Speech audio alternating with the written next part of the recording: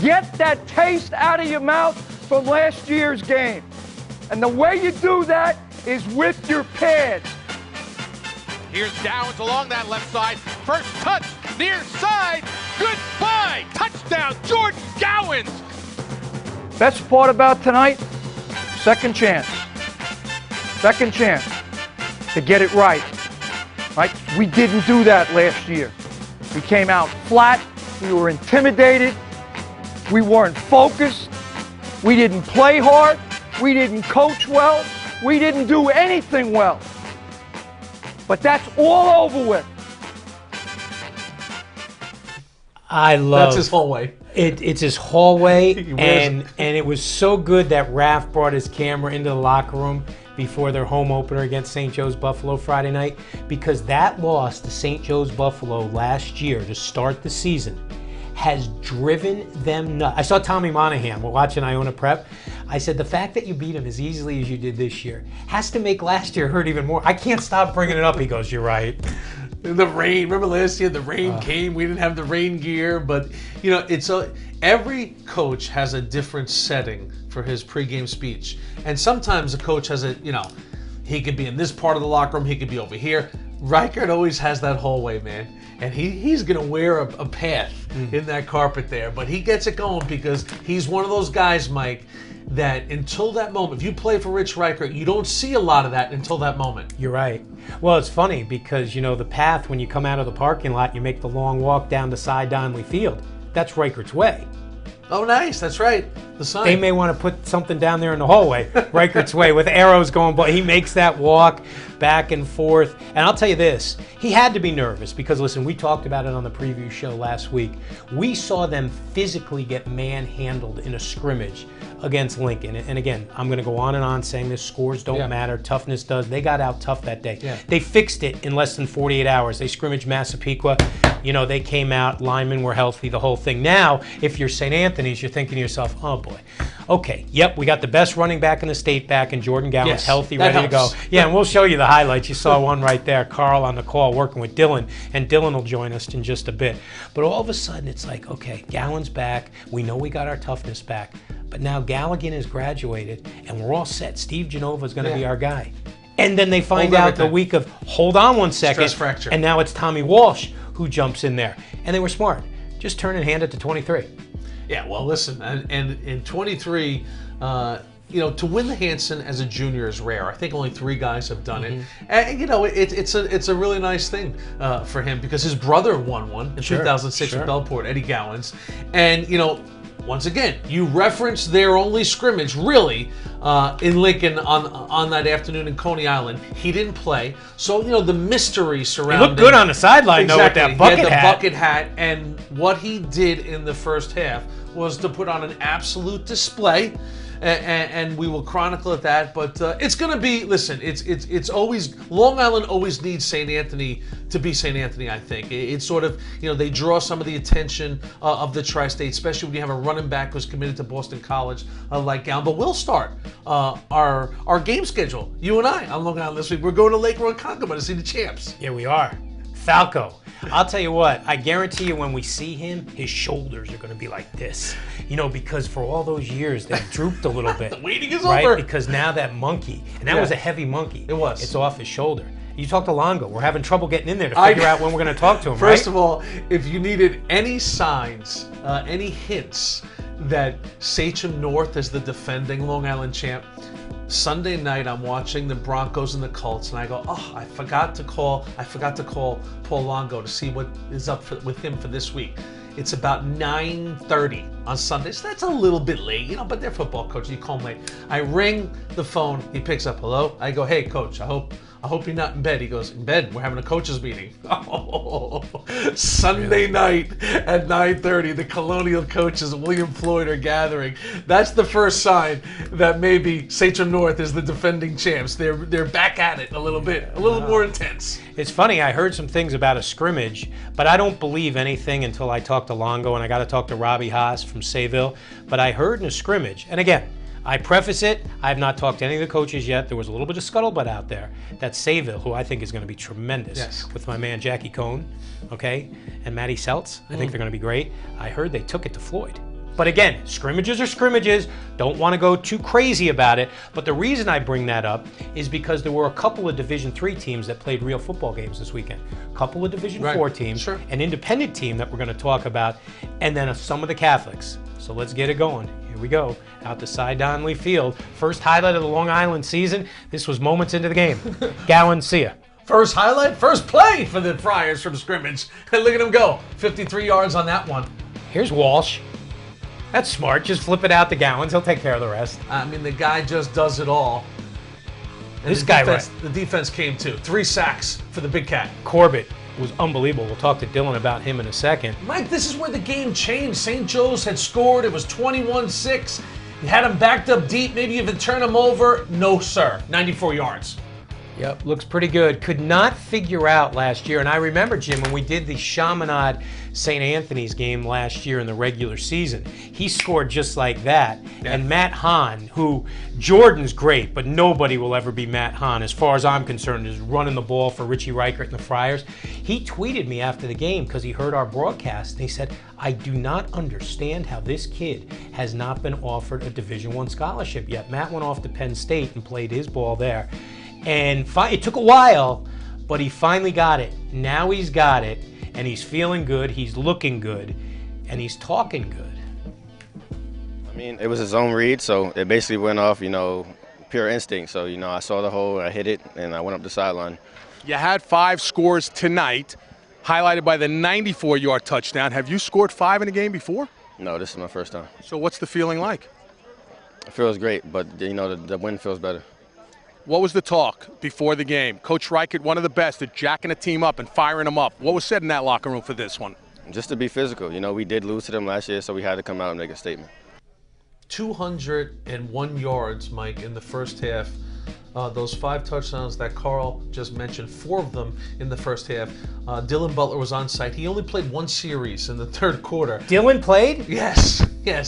And you know what? So look, a guy goes for 248 yards, Dylan Butler, and really doesn't play in the second half. That's a credit to Coach Reichert, the consummate gentleman. But this could have been a 300 or 400 night for Gowans easily. Yeah, and when you look, we've seen guys go for 250 yards, 248 yards, but 13 touches. This wasn't, 30 touches and averaging 3 yards a carry. I mean, this was almost effortless by Gowans. It was remarkable. Dill, it's pretty funny because I think of the signature moment last year for the Friars football team, and it was in the shadows of their own end zone up in White Plains when they were playing Stepanak. And he hit it between the guard-tackle gap, and off he went, 94, 95 yards. So he's got something, this whole thing about let's run for a long time. Big moment, ball game right there, right? Without a doubt, and as Jimmy said, St. Joe's started, they took the early punch. I mean, 3 offensive plays, they were down 14-0. So they took the early hit, but there was a second touchdown there on the little pass. But, they started feeling pretty good about themselves, St. Joe's. They got a score, and all of a sudden it's 21-6. They have St. Anthony's pinned deep, and this is what he does. Just takes it inside out, and he's gone, and what a run. Dylan, it's Matt Hahn. Mike brought up the name Matt Hahn just a moment ago. And listen, when you talk about the St. Anthony's Ring of Honor, the name Matt Hahn is on that short list. But Rich Reichert actually brought up Matt Hahn in the dialogue with him at the end of the summer when talking about Gowans. Yeah, I mean, look, Matt Hahn is the elite running back at St. Anthony's, and you kind of wonder where Jordan Gowans measures up. And Richie said, look, Matty Hahn was a stronger running back. Gowans is strong though. He'll go between the tackles as well as he'll go outside. But Jordan is a faster running back. But he'd say they're 1-2. Matty probably 1 in terms of the best running backs he's ever coached. DB, you talk about strength. Kyle O'Donnell last year as a sophomore played very well at the linebacker position. Now he comes in, gets off on a good start, 2 sacks. But this kid, Pete Corbett, and one thing we know this, if you get anywhere near this guy, he's going to use his Catholic League Championship, state championship wrestling skills to take you down. He took this game over last night, partner. Without a doubt. And he said this was personal. We went back to that loss in Buffalo. He said, I didn't play well, the team didn't play well, the coaches said they didn't coach well, as we saw in the beginning, but this was his game. He really wanted to make his mark on it, and as we see, exploding through the line, just abusing the left tackle at St. Joe's, just getting to the quarterback really at will. He's another guy too. He only played, I think, the first series of the third quarter. All 3 sacks in the first half. Well, they win it 40-16. They'll head down to Pennsylvania, take on Father Judge. Where are you going to be this week, partner? I'll be with you guys out in Lake Ronkonkoma on Friday night, and then I'll join Carl at the Cary-Wantagh game Saturday afternoon. Hope the officiating is good. That's good. You see, Sure, it's it'll like be great. It's like a weekend of defending champs. We got Cary, we got Sachem North. That's a lot of fun. All right, bud. Great job. Thanks, guys. All right, man. All right, DB. Dylan Butler, he's terrific. You know who might be terrific this year, too? The Crusaders. Who? The Crusaders. Archbishop stepping out. Here's why. No. Oh. Long Island Lutheran. They have 3 major additions to their football team. Chris Atkinson, the dynamic lead guard. Marvin Prochet, the 6'7" big guy. And Devontae Green. They're putting on the helmets now. We'll tell you what they did in their first game when we come back. It's taking forever. Come on. Nice try, guys. Better luck next year.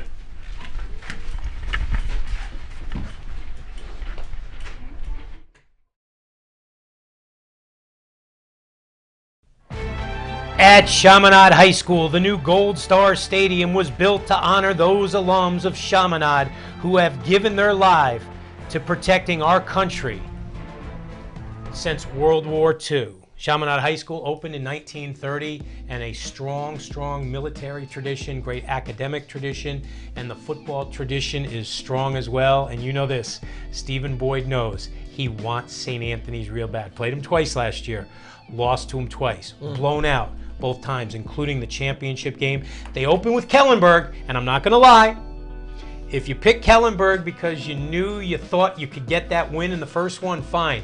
But I need Chaminade to crank it up a little bit as far as non-league openers. I really do. You got to. Here's what happened. You got to play somebody. Kellenberg was the team. Remember Sean Cerrone? He's at Villanova, lacing up his lacrosse stick. Enter Nick Crennan. And Crennan was solid. Hits Tyler Toussaint here. They were already up 7-0. And then from here, Johnny Ty. One of his 3 touchdowns on the day. It was 14-0 Chaminade. Kellenberg would see a lot of Chaminade defense. Robert Massa hit by Speranza. Goulart picked off by Reynaldo. And look at Reynaldo go. Tariche into the end zone. One of the 4 turnovers. It was all Chaminade at the new Gold Star Stadium. So they get a good opponent to get off on the right foot, and that they do at the Gold Star Stadium, named to honor the 56 fallen alumnus, 56 guys in various wars from World War II to Afghanistan to Iraq. Amazing dedication ceremony. You think Chris Reno feels like John Buck? You know who Chris Reno is? He's the football coach at Long Island Lutheran.